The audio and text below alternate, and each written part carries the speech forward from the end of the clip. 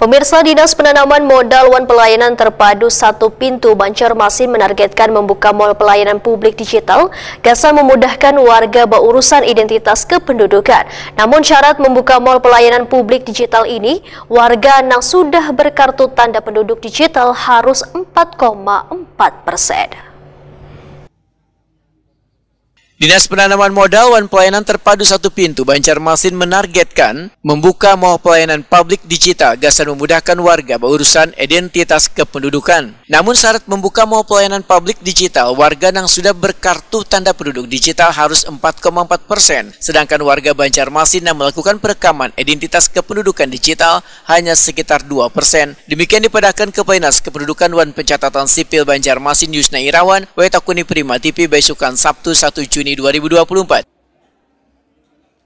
Supaya bisa membuka mal pelayanan publik digital, maka dinasnya, ujar Yusna Irawan, harus bisa menyelesaikan target 4,4% tersebut dalam waktu sebulan ini atau selambat-lambatnya pada 5 Juli 2024. Salah satu upaya yang dilakukan adalah memberlakukan syarat pengambilan fisik KTP, yaitu bagi warga yang hendak mengambil KTP, maka diwajibkan melakukan perekaman EKD adalah sebuah identitas kependudukan dalam bentuk aplikasi digital yang diakses melalui smartphone terlebih dahulu.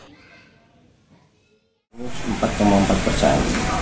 Kami di Dishub Capil itu baru melakukan perekaman sekitar 2%. Nah, untuk memenuhi itu, kami melakukan beberapa langkah. Kami sudah melakukan perekaman kepada seluruh ASN. Kami datangi jemput bola ke seluruh kantong-kantong. Kemudian kerjasama dengan beberapa instansi vertikal. Kemudian kami juga mencoba kerjasama, sudah komunikasi. Salah satunya misalnya dengan para guru, koordinasi dengan dinas pendidikan. Nah, diharapkan bahwa memang sebelum tanggal 5 Juli 4,4% yang diharapkan sebagai persyaratan untuk MTP digital itu bisa terpenuhi. Mungkin waktunya mepet nih, sebulan nanti kira-kira upaya PIN apa untuk menggenjot pencapaian persentase itu? Tadi sudah disampaikan, kita sudah melakukan perekaman ASN.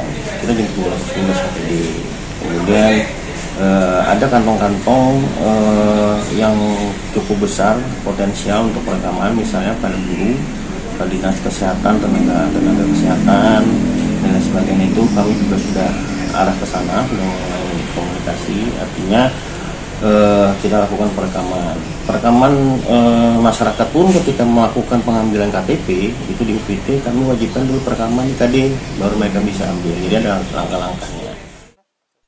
Yusna Irawan menyatakan akan menjemput bola bubuhan aparatur sipil negara Banjarmasin yang belum melakukan identitas kependudukan dalam bentuk aplikasi digital supaya bisa memenuhi target yang telah ditentukan agar mendapatkan kesempatan membuka mal pelayanan publik digital.